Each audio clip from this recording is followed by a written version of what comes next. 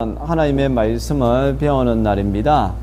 말씀을 잘 배우면 우리의 영이 튼튼해지고 또 어떤 환경 속에서 주의 말씀을 통하여 저희가 흔들리지 않고 살아갈 수 있게 됩니다. 오늘도 성령님 함께하여 주셔서 말씀으로 기쁨이 충만한 그런 시간 되게 하여 주옵소서. 예수님의 이름으로 기도합니다. 아멘.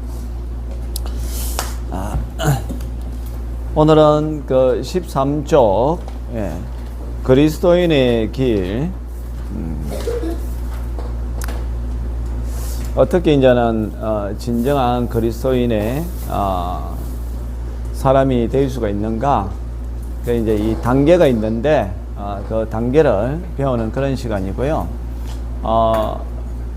약간 어려울 수도 있지만 또 듣고 깨달아 나면 여러분들이 감탄사가 나오는 그런 부분입니다. 아하, 정말 이런 복음의 진수가 여기에 들어있었구나. 그러면 여러분들이 기독교를 잘 이해하게 되고 또 여러분들이 지금 겪는 여러 가지 상황들, 뭐 즐거운 일도 있을 수 있고 어려운 일도 있을 수가 있는데 이것 또한 내가 주님을 닮아가기 위한 하나의 과정 속에 내가 있구나. 그걸 발견하게 되면 시험조차도 내가 받아들이게 되고 또 그 시험을 기쁘게 여기게 되고 그것을 통해서 내 신앙이 좀 더 자라난다는 것을 자기 자신이 어느 날 알게 됩니다. 네.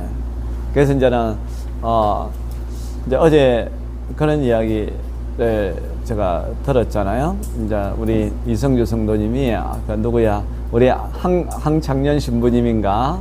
이제 그 강의를 듣다 보니까 야, 내가 지금까지 계속 그냥 달라고만 했구나. 예. 그러니까 하나님 앞에 부르짖는 그 뭐가 없으면 맨날 부르짖기만 하고 이제 그렇게 했는데 그 신부님 말씀을 이제 듣고 보니까 뭐라 했죠? 하나님의 뜻을 아는 게 중요하고 지금 경배하는. 그렇죠. 경배하는 게 더 중요하다. 이제 그런 이야기 했는데 사실 그 신부님의 말씀이 반은 맞고 반은 틀립니다. 그러니까 다른 말은 뭐냐면 신부님의 말씀은 아주 믿음 좋은 사람들은 그렇게 됩니다.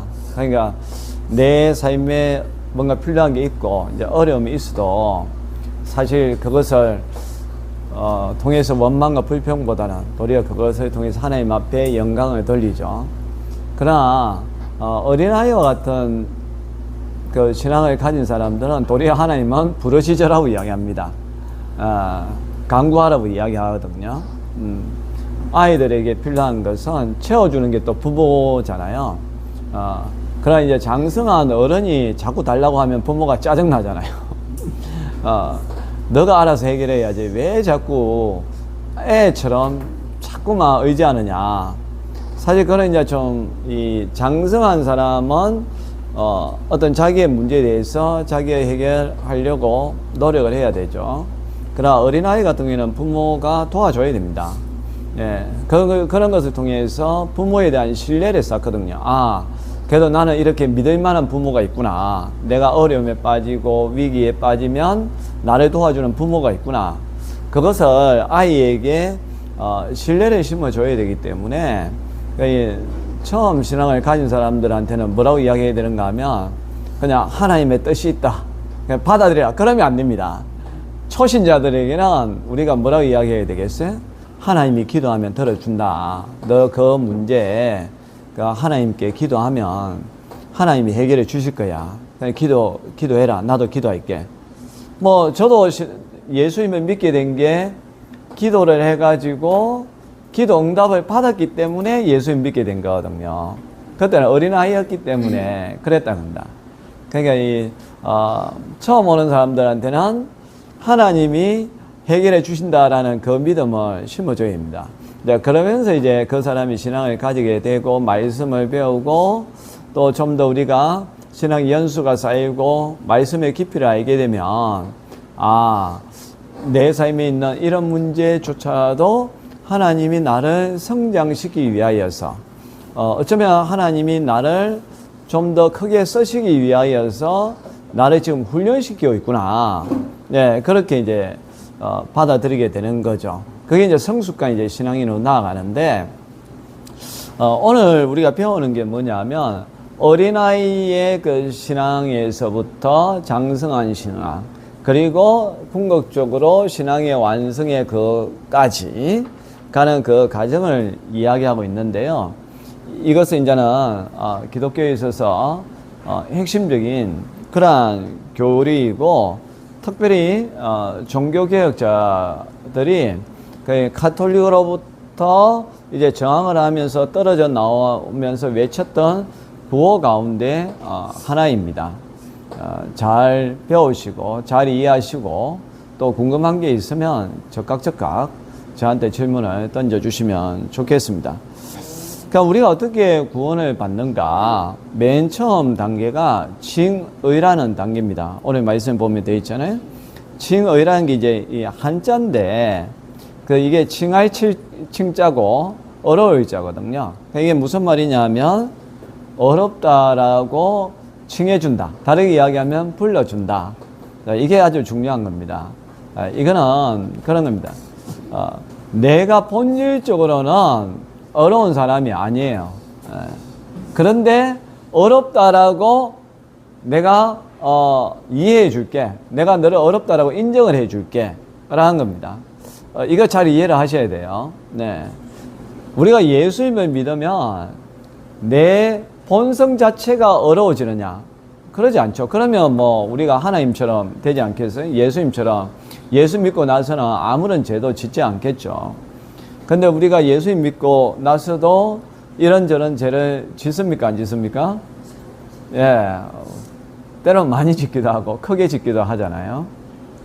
그러면 이제 자기 자신이 그런 의문이 드는 거죠. 내가 예수님을 믿는다라고 하면서 이런 죄를 지었는데 과연 나는 구원받았을까? 내가 이래가지고 과연 구원받겠나? 그다음 구원에 관한 의문까지도 들게 되거든요.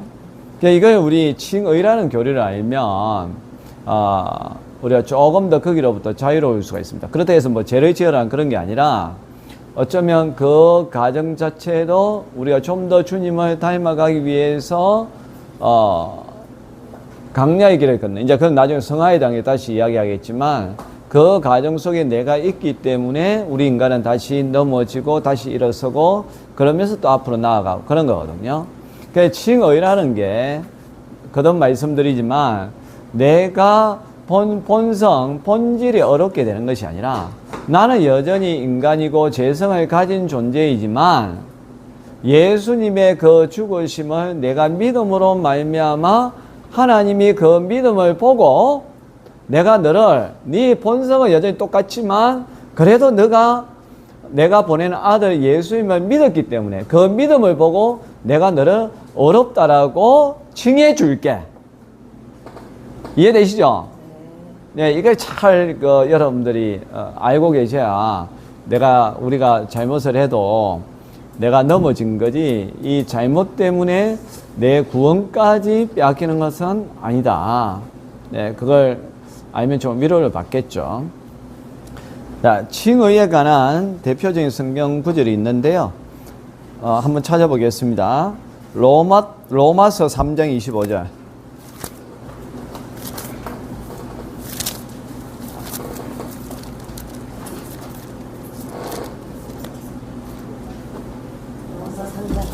예, 로마서 3장 25절입니다.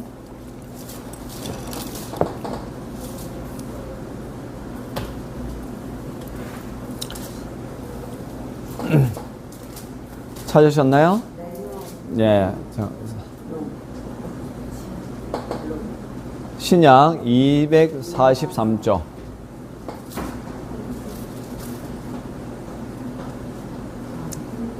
로마서 3장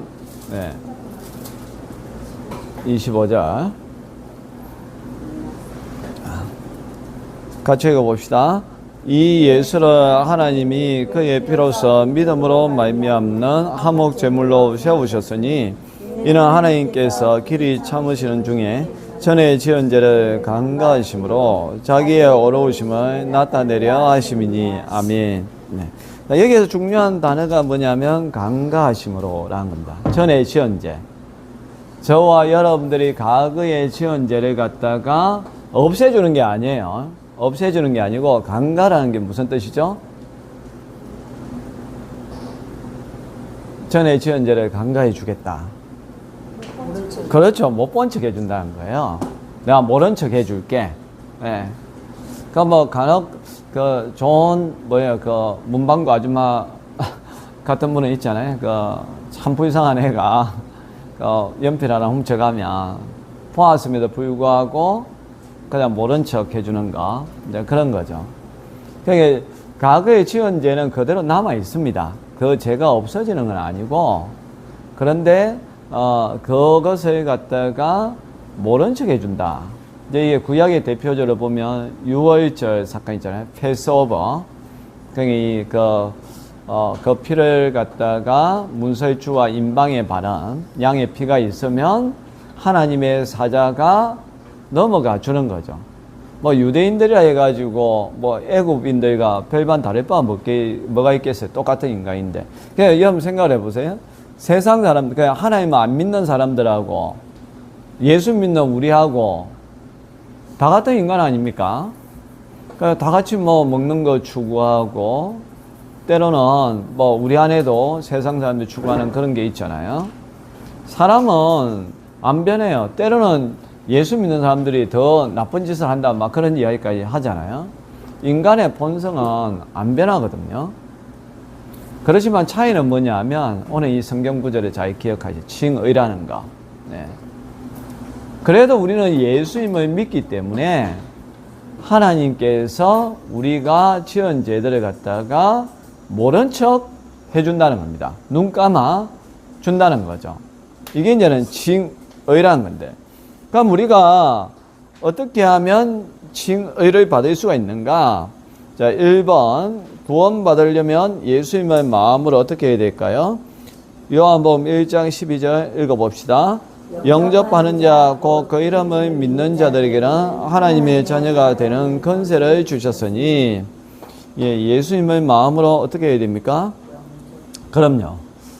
예수님을 정말 나의 구세주, 나의 주인으로 내 안으로 모셔드리는 그러니까 영접이라는 건 어떤 의미가 있어요?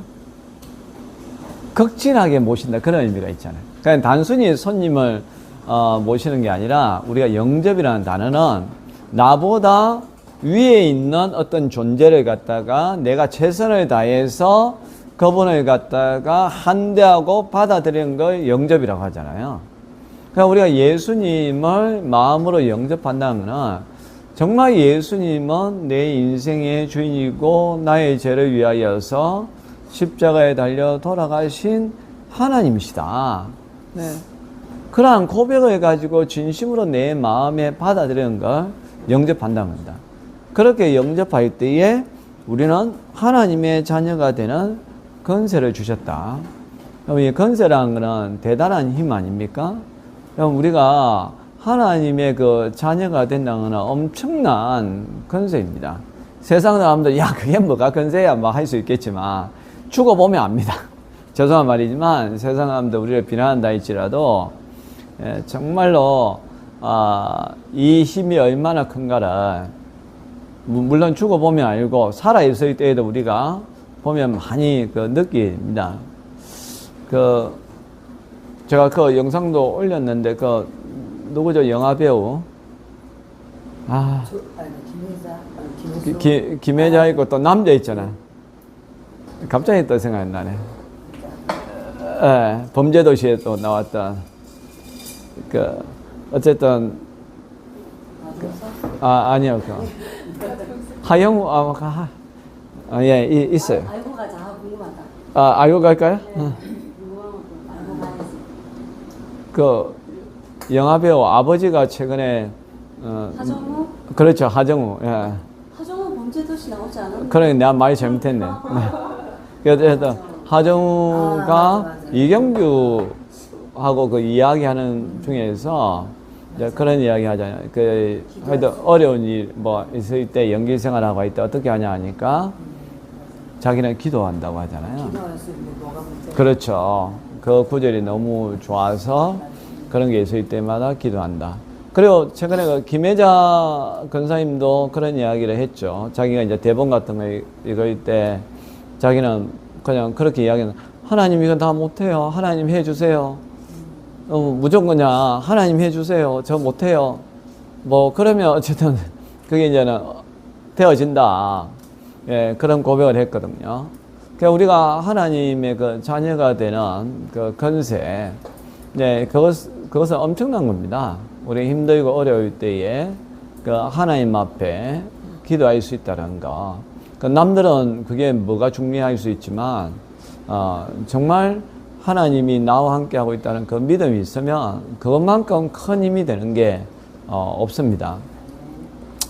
최근에 좀 가슴 아픈 건데, 물론 뭐 잘 해결될 수도 있겠지만, 뭐, 제 친한 친구가 이제는 통화를 하다가 이제 그런 이야기 하더라고요. 막 울면서 너무 힘들다고. 병목사 자살하면 지옥 가나? 그러더라고요. 그러니까 이제 죽고 싶다 이제 그거죠.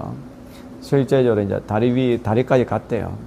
다리까지 갔는데, 이제 죽지 못한 이유가, 일단 자기 엄마 때문에 못 죽겠다. 왜냐하면 자기 형도 죽고 남아있는 사람은 자기 혼자인데 자기까지 죽어버리면 엄마 마음이 어떻겠네 싶어서 다리까지 갔다가 돌아왔는데 그래도 여전히 죽고 싶다. 그러면서 이제는 진짜 죽으면 지옥 가나 물어보는 거예요. 그래서 제가 그런 그 이야기를 했죠. 네. 나는 지옥 간다고 생각한다. 왜냐하면 그런 믿음의 문제다. 네가 진짜 그 하나님이 함께하고 있다라면 하나님은 지금 네 상황이 네가 봤을 때 또 뭐 내가 봤을 때도 답이 없다. 답이 없는데 그래도 하나님은 전능하신 분이니까 그 하나님께서 너와 함께하고 있는데 네가 그런 믿음을 가지고 있다면 네가 죽는다는 생각을 할 수가 있겠냐. 그러니까 그것은 내가 봤을 때는 그 믿음의 문제이기 때문에 너가 지금 너무 힘들고 어려우니까 사실 하나님을 향한 그 믿음조차도 없는 것 같다. 내가 그 마음을 이해한다 했어요. 목사님 나도 너무 힘들면 기도가 안 나오더라. 그 이야기 했거든요. 자기가 교회를 가도 그냥 예배만 드리고 나오지 요즘은 아무런 그게 없다는 거예요. 나도 네 마음 이해한다. 여러분들도 겪어봤는지 모르겠지만 너무 힘들고 어려우면 예수 믿는 사람도 가끔은 기도가 더 안 나와요. 그러면 더 기도해야 되는데 전혀 진짜 아무것도 안 보이면 또 미래가 더 안 좋게 보인다 생각하면 기도조차도 안 나올 수가 있거든요. 그럼에도 불구하고 사실 그런 사단이 주는 마음이고 또 하나님의 존재를 믿는다라면 내가 봤을 때는 너가 그런 선택을 하면 안 된다고 생각한다. 그래서 전화로 제가 기도해 주고 했는데요. 그렇잖아요. 뭐 보면 예수 믿는 뭐 우리도 가끔 그런 생각이 날 만큼 또 실제로 또 그렇게 인생을 마무리하는 사람들 좀 있잖아요. 연예인들 중에 보면 교회 다니는데 보면 스스로 이제 목숨을 끊은 사람들이 몇 명 있죠. 뉴스에 보니까 있는데 그래서 이제는 요즘에는 자살을 해도 꼭 지옥에 가는 거 아니다라고 말하는 목사들도 간혹 뭐 있기는 합니다. 한데 저는 개인적으로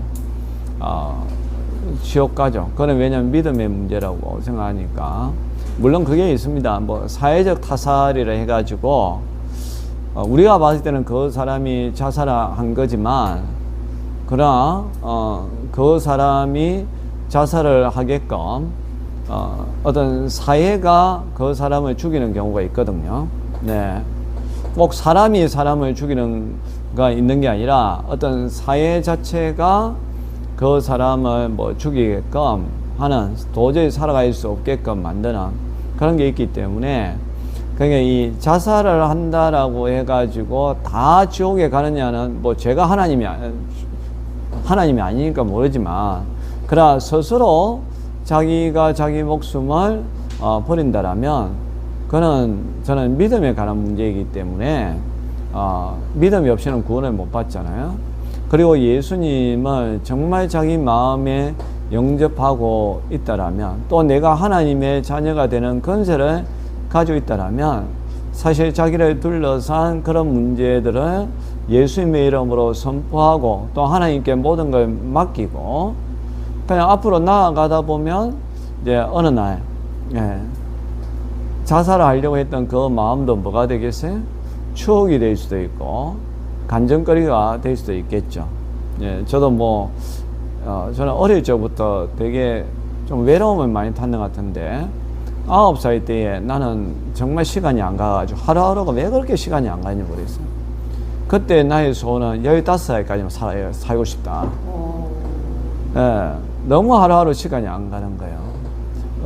어머님도 그거 뭐야, 이 행상이라나 우리 서고 뭐 장사하러 가버리지. 우리 아버지는 그때 어릴 적에 뭡니까, 돈 번다고 서울에 가서 보이지도 않죠. 그리고 또 내려왔는데 막 알코올 중독에다가 막 뭐 가정폭력에다가 고함치고, 그러니까 이 어린 나이 때는 또 시간이 잘 안 가요. 이 안 가니까 하루하루가 너무 긴 거야. 그러니까 야, 15살까지만 살아도 나는 그냥 좋겠다 했는데, 지금 생각하면 그냥 이게 추억이 추억. 그런 때가 있었구나. 또 뭐 부부 사이도 마찬가지잖아요. 부부 사이라든지 뭐도 그냥 막 헤어져야지 막 해가지고 내가 이렇게 살아서 많아. 하지만 또 그게 잘 되면 나중에 내가 그런 때도 있었지, 헤어지지 않기를 잘했다, 이제 그런 때가 있잖아요. 그 자살도 마찬가지예요. 뭐 우리가 봤을 때는 누구라도 죽었을 것이다, 그 말은 없습니다. 어떤 사람은 그걸 별거 아닌 것처럼 생각하는 사람도 있어요. 그러니까 뭐 성적 때문에 예를 들어서 애가 죽었다, 뭐 그런 뉴스 간혹 보잖아요. 물론 그 아이의 입장에서는 엄청나게 큰 문제일 수도 있고 상심이 될 수도 있겠죠. 그러나 공부와 담을 쌓고 사는 아이들에게는 그건 이해가 안 되는 거예요. 그게 맞지 않겠어요? 뭐 돈도 마찬가지죠. 뭐 한순간에 엄청난 것을 잃어서 보면 생활고 때문에 뭐 가족이 한꺼번에 그 자살하는 이제 그런 경우 있더라고요. 그래서 제가 옛날 그런 이야기 있죠. 인천에 어느 가족이 보니까 차 안에서 일가족 5명이 다 자살했는데, 이제 이유가 빚 때문에 그렇다는 거예요. 그 빚이 얼마인가 봤더니만 8천만 원이래요. 근데 그걸 듣고, 야, 나는 저 사람보다 훨씬 더 많은데, 갑자기 막 그 생각, 아니, 나는 저 사람보다 빚이 훨씬 더 많은데, 나는 지금 뭐, 그까지 자살할 생각 안 하는데. 물론 이제는 그 사람은 빚을 갚을 수 없는 뭔가가 이제는 몰리다 보니 그렇겠지. 그러나 그 사람이 방법을 몰라서 그렇겠죠. 우리 한국 사회는 그래도 그런 사람들을 위해서 파산 신청이라든지 신용회복이라든지 또 이런저런 뭔가들이 있거든요. 그 자기들이 그런 걸 알아보려고 하고 또 발견을 하면 그런 극단적인 선택을 안 하죠. 자기의 입장에서 난 더 이상 길이 없다라고 생각하지만, 사실 자기가 길을 발견하지 못해서일 뿐이지 살아날 수 있는 길은 어떻게든 있습니다. 그리고 우리 하나님은 전능하신 분이잖아요. 내가 아무리 찾아도 길이 안 보인다면 그러면 하나님께 그걸 맡겨버려야 된다고 합니다. 하나님, 제가 아무리 봐도 이게 길이 없다, 어떻게 될지 도저히 방법이 없습니다. 그냥 하나님께 맡겨버리겠습니다. 그러면 하나님께서 길을 보여주시든지 길을 만들어 주신다는 겁니다. 그러니까 우리가 예수님을 정말 영접을 했으면 하나님의 자녀가 되는 권세를 가졌기 때문에 그 권세를 사용해야 된다는 거예요. 그러니까 내가 정말 힘들고 어려울 때에 우리가 그 건설에 아버지 하나님, 제가 웬만하면 이야기 안 하겠는데 이번에 꼭 좀 도와주십시오. 야, 우리도 부모님한테 약간 나이 든 아들도 그럴 때가 있잖아요. 내가 다 하려고 하지만 어떤 경우에는 진짜 안 되니까 그걸 부모님에게 이야기하는 경우가 있잖아요. 저도 개척할 때 이야기했잖아요. 우리 아버지 보고 그랬죠. 아버지, 제가 다른 거는 제가 알아서 다 하겠는데 그래도 우리 가족들이 들어갈 좀 집은 있어야 안 되겠습니까? 예? 전세라도 하나 얻어야 되겠는데 그것만 아버지 좀 도와주시면 안 되겠습니까? 그렇게 해가지고 그때 이제는 5천만 원을 예, 아버지로부터 받은 거죠. 뭐 좀 마음 아픈 이야기지만 원래 우리 아버지는 1억을 줄려 했는데 누가 반대를 하는 바람에 예, 섭섭한 그런 이야기도 있습니다. 그건 또 모르면 괜찮은데 아니게 또 더 그런. 왜냐면 저한테는 그 당시 5천만 원 되게 컸었거든요. 예, 돈 진짜 뭐 지금까지 성직자로 있으면서 뭐 월급 한 200만 원도 안 되는 까지 늘 살다가 어느 날 갑자기 5천만 원이 들어온다 생각해봐요. 얼마나 그 큽니까? 근데 갑자기 1억을 주려고 했는데 누가 반대를 해서 그것밖에 못 줬다니까 갑자기 5천만 원이 작아지는 사람 마음이 그렇더라고요. 그래도 그러니까 그 당시에는 딱 그거였죠. 딱 그것만 있으면 되겠다. 다른 건 내가 어떻게든 알아서 하겠다. 그 아버지한테 태어나서 처음으로 도움을 요청했던 적이 있습니다. 그러니까 보니까 우리 아버지도 뭔가를 준비해 놨던 것 같더라고요.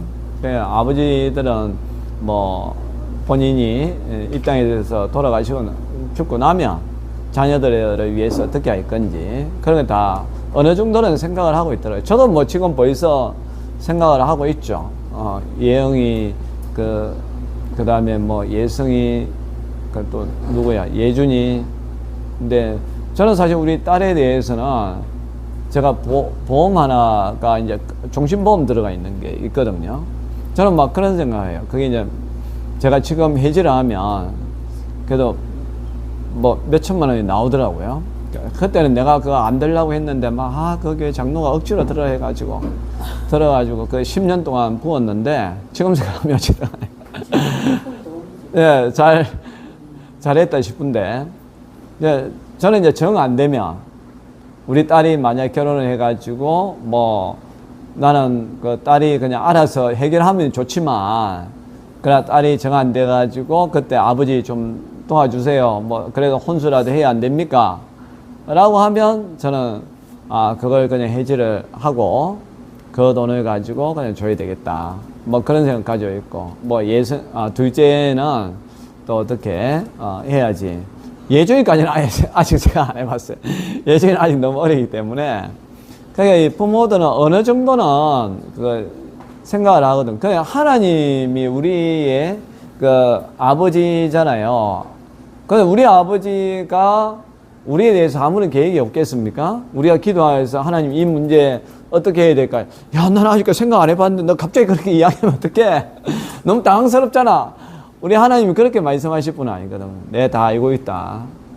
그래서 내가 이렇게 준비하고 있으니까 너 염려하지 마라. 걱정하지 마라. 조만간 그 문제 내가 해결해 줄게. 이게 전능하신 하나님 아버지고 또 그 권세를 저와 여러분들이 가지고 있다. 여러분 그걸 꼭 기억을 해야 됩니다. 그 다음에 두 번째 우리가 구원, 그러니까 칭의를 얻으려면 우리의 죄를 뭐하고 예수님께 용서받아야 됩니다. 라고 있는데 요한일서 1장 9절 한번 읽어봅시다. 만일 우리가 우리 죄를 자백하면 그는 믿으시고 의로우사 우리 죄를 사하시며 우리를 모든 불의에서 깨끗하게 하실 것이요. 아멘. 자, 우리는 뭘 해야 됩니까? 자백. 그럼 그 자백이 뭐겠어요? 저는 탕자였다는 탕자. 하나님은 나의 아버지를 영접하지 아니하고 예수님은 나의 구주로 영접하지 아니하였다. 인정하지 않았다. 그러나 이제는 그것을 제가 믿습니다. 받아들이겠습니다. 영접합니다. 자백은 그게 제일 중요해요. 가장 큰 죄입니다. 죄에 대하면 너희가 나를 믿지 아니하며 여러분 늘 기억해야 될 것은 우리에게 있어서 가장 큰 죄는 예수님을 믿지 않는 죄입니다. 예. 그런 사람은 다 그냥 지옥 가게 되어 있습니다. 다른 일로서는 구원을 받을 수 없다. 천하 인간의 구원을 얻을 만한 다른 일은 우리에게 주신 일이 없다. 이거는 불변의 진리입니다. 오늘 성경에 보면 그는 믿으시고 어렵다. 그 믿으시다라는 이 단어가 성경에 좀 자주 등장합니다. 특별히 바울서신에서 자주 등장하거든요. 오늘도 그 새벽 예배 그 본문에 보면 그 믿으시다라는 그 단어가 등장합니다. 그 믿으시다라는 말은 뭐냐면 신실하시다라는 그런 뜻입니다. 그 약속을 지키나 말한 것은 꼭 지키시나 그런 뜻이 이제 믿으시다라는 그런 뜻인데요. 우리가 우리 죄를 자백하면 하나님은 약속하신 대로 우리 죄를 사하여 주시고 또 우리를 모든 불의에서 깨끗하게 해 주실 것이다. 그러니까 어렵다라고 불러주실 것이다 라고 말씀하고 있습니다. 그 다음에 세 번째, 그리스도 안에서 우리들은 뭐가 됩니까? 고린도후서 5장 17절 읽어보겠습니다. 그런즉 누구든지 그리스도 안에 있으면 새로운 피조물이라. 이전 것은 지나갔으니 보라 새 것이 되었도다. 아멘. 예, 우리는 새로운 피조물이 됩니다. 자, 칭의라는 게 이제 그렇습니다. 가장 쉬운 거 이제 예를 들면 칭의라는 거는 아이가 태어나는 겁니다. 새 생명이 태어나는 거. 우리가 예수님을 믿으면 영적으로 이제 우리가 새롭게 태어나는 겁니다. 그 아이가 부모의 그 뱃속에 10개월 정도 있다가 이 땅에 딱 태어나잖아요. 네. 그게 이제는 구속사제로 보면 칭의라고 보시면 됩니다. 태어남. 자, 좀 더 이제 성경적으로 해석을 해보면, 자, 여러분 성경 역사 가운데에 출애굽 사건은 다 아시잖아요. 그리고 출애굽을 또 여러분들 잘 기억을 해야 그게 우리의 구속사와 관련되어 있고 영적인 가정하고도 관련되어 있거든요. 애굽을 흔히 이제 세상이라고 비유를 합니다. 세상. 네. 구원받기 전. 그럼 구원의 가정은 어디일까요? 자, 구원의 가정은 일단 유월절, 어린 피, 어린 양의 피, 그걸 통해서 이제 우리는 구원을 받습니다. 그럼 구원을 확정하는 단계는 어디일까요?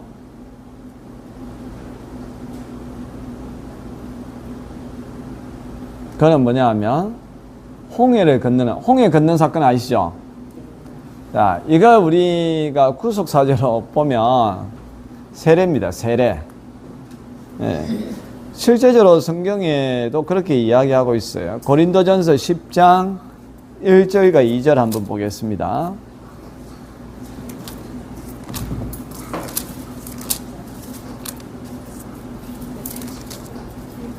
사도 바울이 그러니까 이 구약의 구원사를 우리의 영적인 구원사와 그 연결해서 잘 설명하고 있는데요. 고린도전서 10장 1절과 2절. 네. 찾았나요? 네. 네.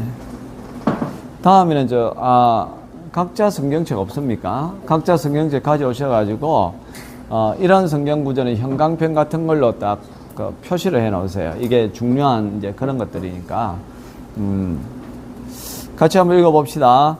형제들아, 나는 너희가 알지 못하기를 원하지 아니하노니 우리 조상들이 다 구름 아래에 있고 바다 가운데로 지나며 모세에게 속하여 다 구름과 바다에서 세례를 받고. 네. 이게 출애굽 사건을 언급을 하면서 이 구름 기둥과 불 기둥을 통해서 이스라엘 백성들을 인도를 했는데 여기서 바다는 무슨 바다냐? 홍해를 이야기합니다. 이 홍해를 건넌 그것을 갖다가 이스라엘 백성들이 다 세례를 받았다라고 이제 이야기하고 있는 거죠. 그 구원의 확증을 받았다. 그런 겁니다. 그 6월절을 통해 가지고 이제 그 이 구원을 내가 믿게 된 거고, 그것을 외적인 그 표징으로 나타난 게 홍해를 건넌 겁니다. 물 가운데로 지나갔잖아요. 네. 그게 이제 칭의라는 겁니다. 홍해를 건넌 그 사건. 그게 칭의의 사건이죠. 그러니까 우리도 이제 세례를 받잖아요. 받은 분도 있고, 이제 받아야 하실 분도 있는데, 세례라는 게 이제는 칭의를 갖다가 공개적으로 내가 인정받는 사건이거든요. 그러니까 사람들 앞에서 내가 예수님을 믿는다는 것을 공식적으로 내가 선언하는 겁니다. 그러면 이제 그 선언을 이제 공동체 사람들도 같이 선언해서 받아줘요. 그러면 이제 이 사람이 우리 공동체의 그 일원이 되는 거거든요. 말 그대로 이제 홍해를 건너서 강야로 들어오게 된다는 겁니다. 자, 이게 이제 칭의의 사건. 자, 그 다음 중요한 게 성하의 단계인데요. 칭의가 이제 justification이라면 이 성하는 sanctification이라 가지고 거룩하게 변하여져 가는 과정입니다. 자, 그러면 저와 여러분들 지금 어느 단계에 있겠어요?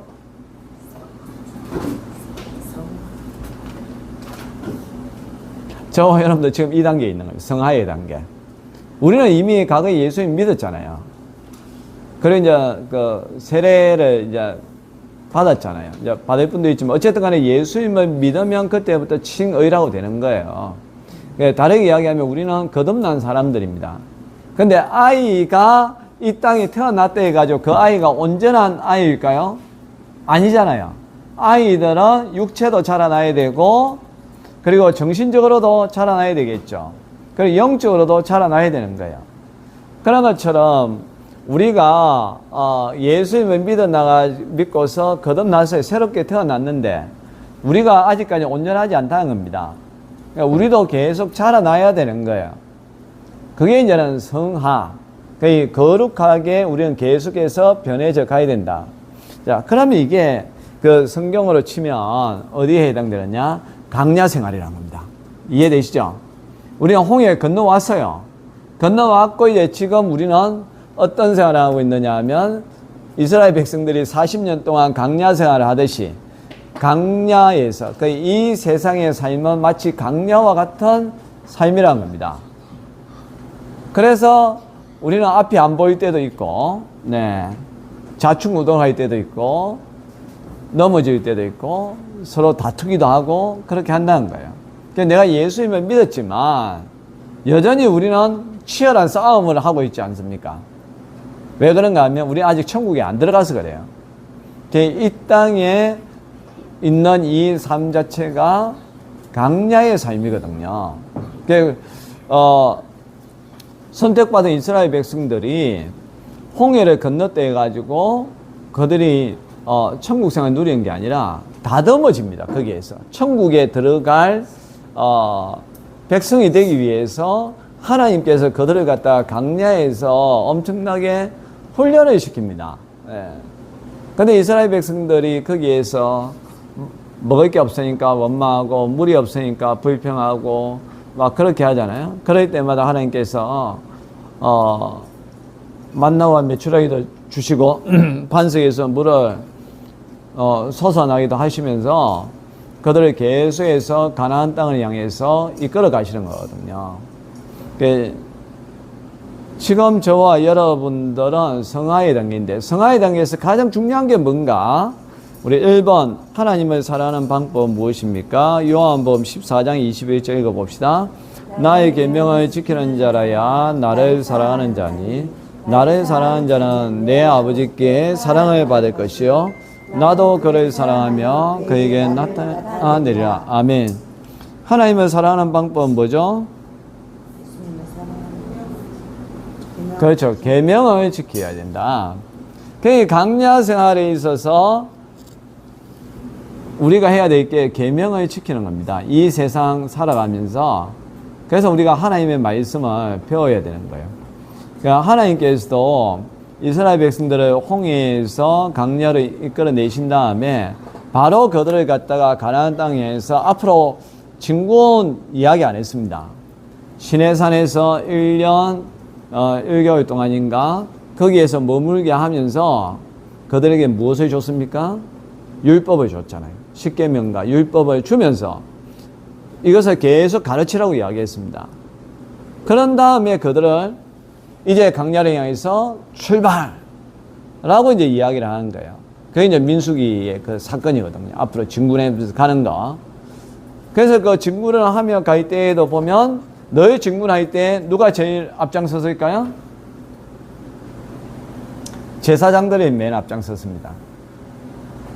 제사장은 뭐의 상징입니까? 하나님이 함께 하신다는 상징이고, 또 제사장들이 이 법궤를 메고 있었기 때문에 언제나 말씀대로 살아가야 된다. 말씀을 앞세워 살아가야 된다라는 게 그거 하나의 상징이에요. 예. 말씀보다 앞서가면 안 된다. 그런 거거든요. 그래서 우리가 이 땅에서 살아갈 때에도 어떻게 해야 됩니까? 말씀대로 살아가야 돼요. 그러려면 말씀을 배워야 되는 거예요. 성경을 읽어야 되는 거예요. 매일매일 묵상을 해야 되는 겁니다.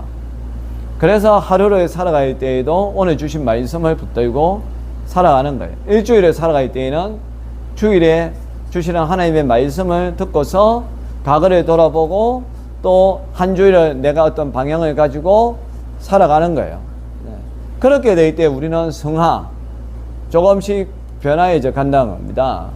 그리고 이 이스라엘 백성들이 앞으로 12지파가 나아가다가 멈추잖아요. 잠을 자기 위해서 멈추면 그 진을 쫙 구성하거든요. 그러니까 사면으로 해가지고 3개 지파씩 딱 둘러쌉니다. 가운데 뭐가 있을까요?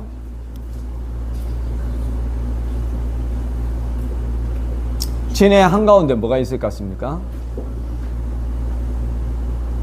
성막이 있습니다. 성막.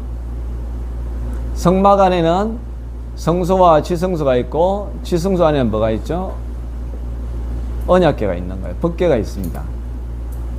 자, 이거 여러분 이게 정말 중요한 건데, 우리가 강야 생활을 할 때 있어 제일 중요한 거거든요. 이걸 잘 이해를 하시면 왜 우리가 교회 중심으로 살아야 되는지를 알게 되는 거예요. 그러니까 이스라엘 백성들이 진군을 할 때에는 제사장을 앞세운 데 있잖아요. 그리고 하나님의 말씀을 앞세우잖아요. 대신 이제 우리가 쉴 때에는 이게 12지파가 동서남북으로 3지파씩 이렇게 다 쌓여져 있어요. 왜 그렇게 하는가 하면 성막을 보호하기 위해서 그렇게 하는 겁니다.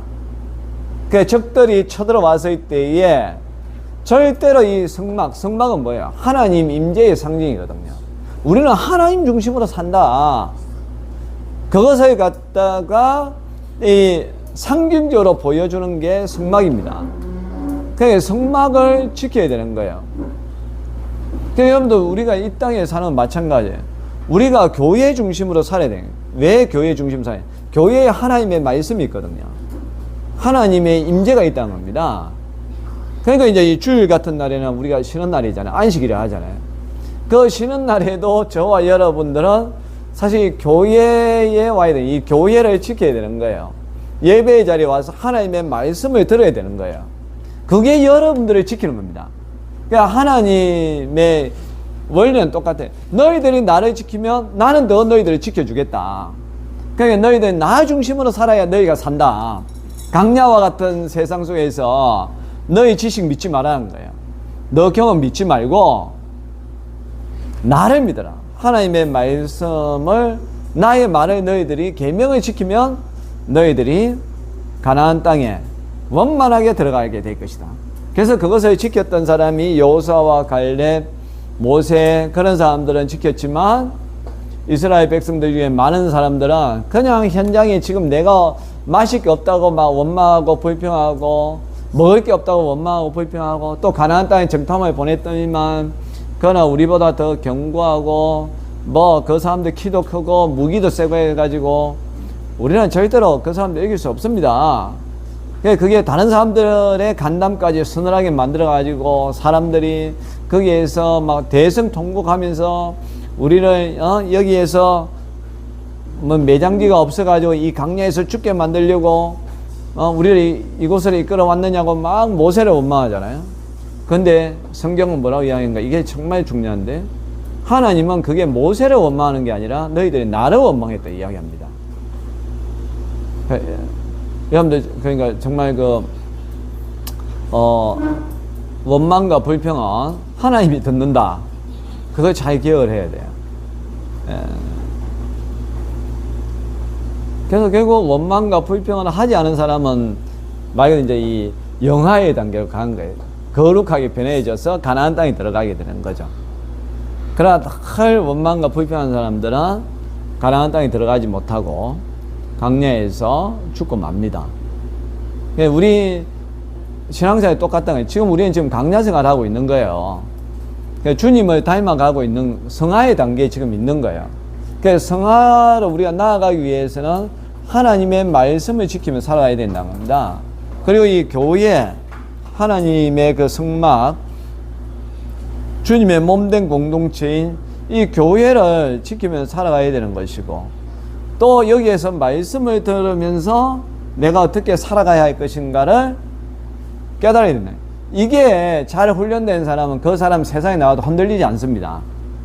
흔들린 사람 누구예요? 예배 안 드리고 말씀 잘 모르는 사람들이 흔들리지. 말씀을 정말 깨달은 사람들은 아무리 세상에서 풍파가 오고 환란이 와도 약간 뭐 흔들릴 수는 있겠죠. 그러나 넘어지거나 쓰러지거나 좌절하지 않습니다. 그걸 통해서 더 단단해지고요. 하나님은 그런 사람들을 통해서 또 교회의 리더로 삼는 거죠. 교회뿐만 아니라 세상에서도 그 사람들을 다니엘처럼 요새처럼 느헤미야처럼 그 사람들을 리더로 만드는 겁니다. 신앙생활 잘하면 사회에서도 복을 받습니다. 여러분들 뭐 잘 알다시피 유태인들이 세상에서 0.2%밖에 안 되는데 노벨상의 20% 이상이 유태인들이고 금융, 경제, 특별히 정치, 문화, 세계를 움직이는 사람들의 대부분의 사람들이 유태인들입니다. 그게 가능한 이유가 어릴 적부터 말씀으로 그들은 교육을 받았고요. 또 그들만의 특별한 어떤 이제 질문하고 대답하는 하브루타 그런 문화가 있어 놓으니까 가능한 거거든요. 인구도 적고 알다시피 뭐 2000년 가까이 떠돌이한 그러한 민족들이고 그럼에도 불구하고 세계 최강대국인 미국을 주무르고 있는 민족이 유태인입니다. 여러분들의 자녀가 정말 세상에서 성공하기를 바란다면 그 가외하는데 너무 많은 시간과 비용을 들이지 말고요. 말씀을 가르치는데 시간을 많이 들으시기를 바랍니다. 제가 옛날에 꿈꾸고 있었던 게 있어요. 아직도 포기는 안 했지만 하나님이 그렇게 만들어 주셨으면 좋겠는데 그 하는 게 저는 그 오후에 성경 공부반을 만들고 싶어서 아이들을 위한 주중에 아이들이 어떤 학원에 가서 수학 영어를 배우듯이 나는 이 아이들에게 매일 뭐 1시간이나 2시간 그렇게 성경을 계속해서 가르쳐줘야 되겠다.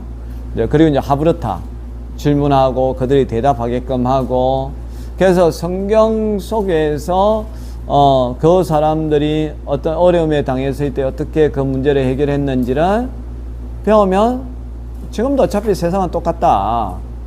이 아이들이 성경을 잘 배워 놓으면 이 아이들이 밖에서 공부하는 아이들보다 결국은 세상에서 리더가 될 것이다. 그런 믿음이 있어가지고 그걸 하고 싶었어요. 그걸 전문적인 그러니까 성경 교사를 채용을 해가지고 그러니까 막 봉사가 아니라 학원 선생님이 월급을 받듯이 그 사람들도 뭔가 거기에 전문성을 가지고 하려면 생활이 되고 해야 되니까 그런 선생님을 채용을 해서 그래도 내가 학비를 받는 거죠. 예, 학원비를 주듯이 부모님들이 그 학비를 주면 그 학비를 가지고 선생님 월급도 주고 이제 운영도 좀 더 하면서 아이들을 어릴 적부터 말씀 교육을 좀 시켰으면 좋겠다. 우리는 주중에 한번, 더군다나 우리 교회는 아직까지는 아동부가 없으니까 그 어른들하고 말씀 듣는 이거 한 번밖에 없잖아요. 이게 안 되거든요. 그 주중에 이제 이걸 하면 아무래도 그 시간에 스마트폰도 안 하겠죠. 예. 그래서 제가 처음 개척할 때 하나님 제가 이런 교회를 만들고 싶습니다 라고 이제 했던 거 이제 중에 하나가 이제 이게 성경 공부하는 주중에 학원처럼 그렇게 말씀을 가르치는 그런 성경 교실을 좀 만들고 싶다.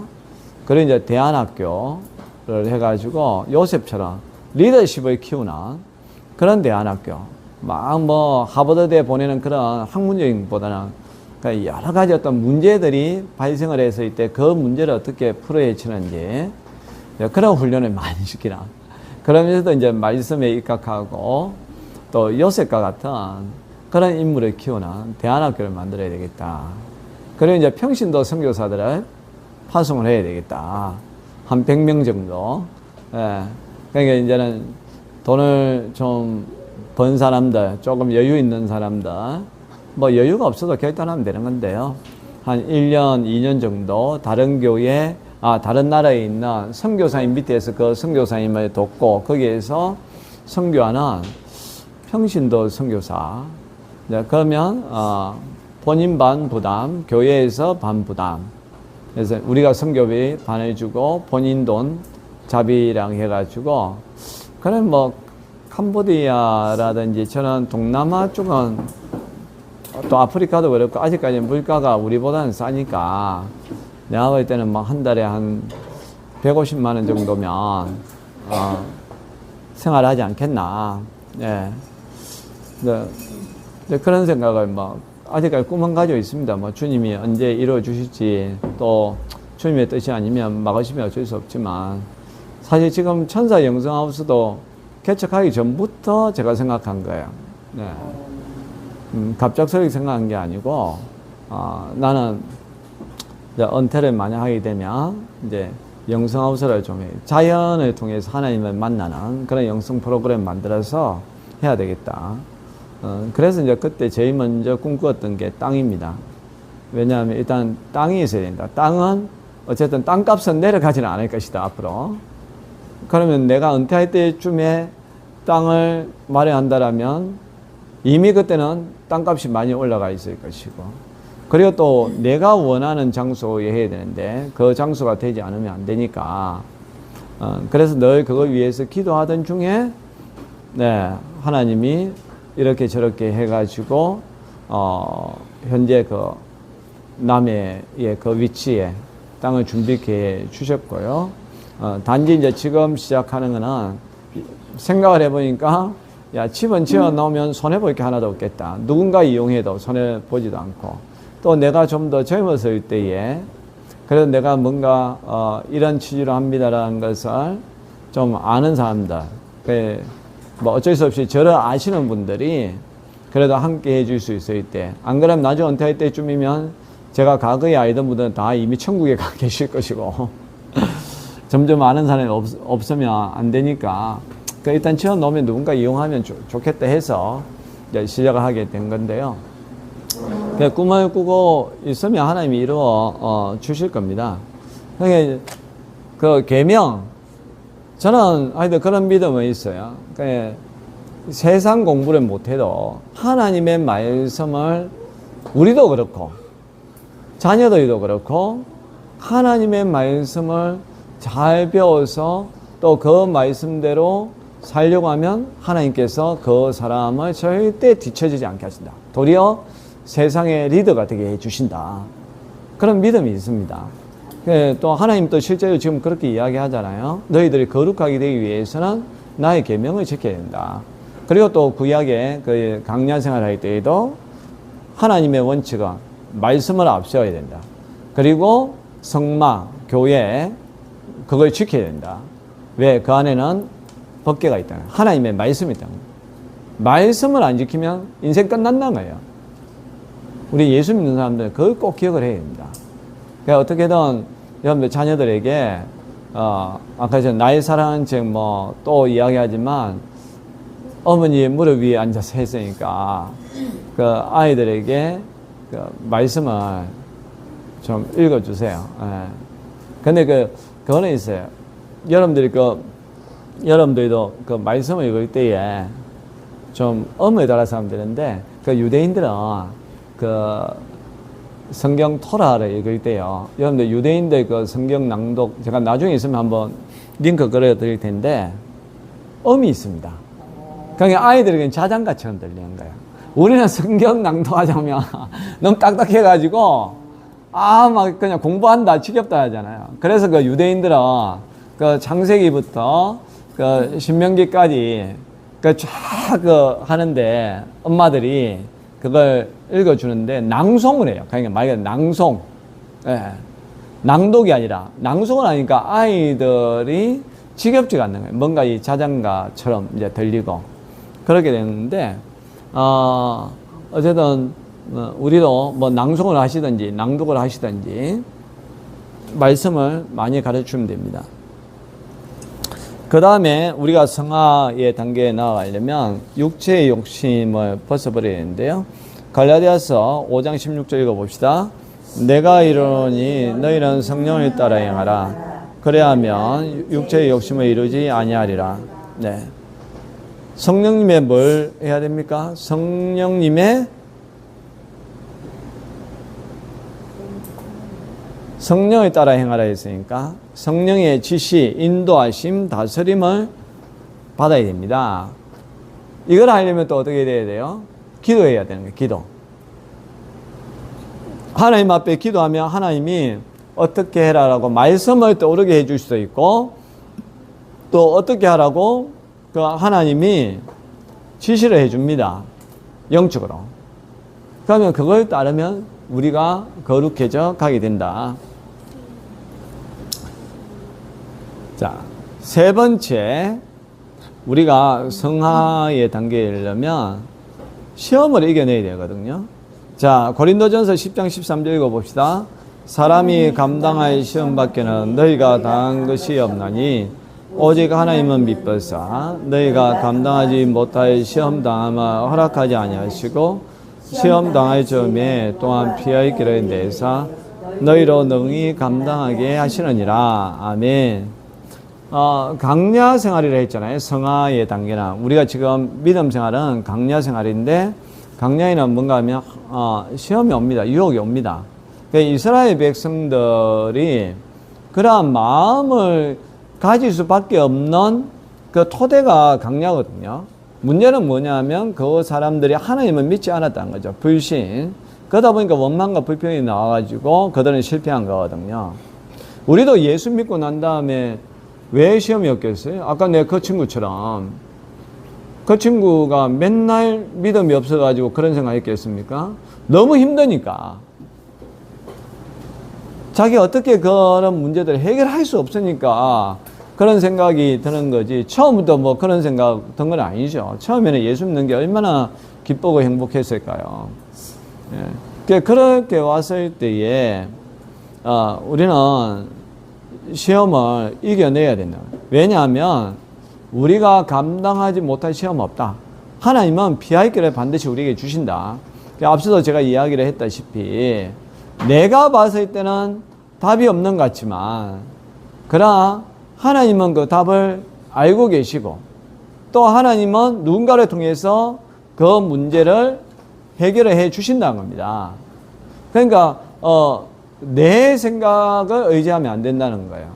내가 결론을 내리면 안 돼요. 하나님이 그 문제에 대한 답을 알고 계신다. 그래서 하나님께 맡긴다. 그러니까 어느 순간 좀 힘들고 어려워도 하나님을 전적으로 의지하고 믿고 나아가면 어느 날 갑자기 하나님께서 그 문제를 해결해 주신다. 아멘. 예, 꼭 그렇게 됩니다. 저는 그것을 확신합니다. 그러니까 저도 늘 우리 교회를 보면서 옛날부터 뭐 했던 말이 그거예요. 흔들리지 않으면 된다. 때가 되면 하나님이 부흥케 해주실 것이다. 예. 근데 우리는 흔들린다는 겁니다. 누가 오면 너무 좋고 누가 떠나면 가슴이 무너지고 그러면 안 되는 거예요.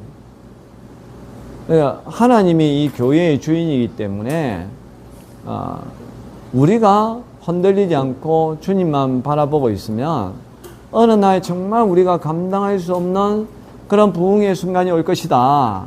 네.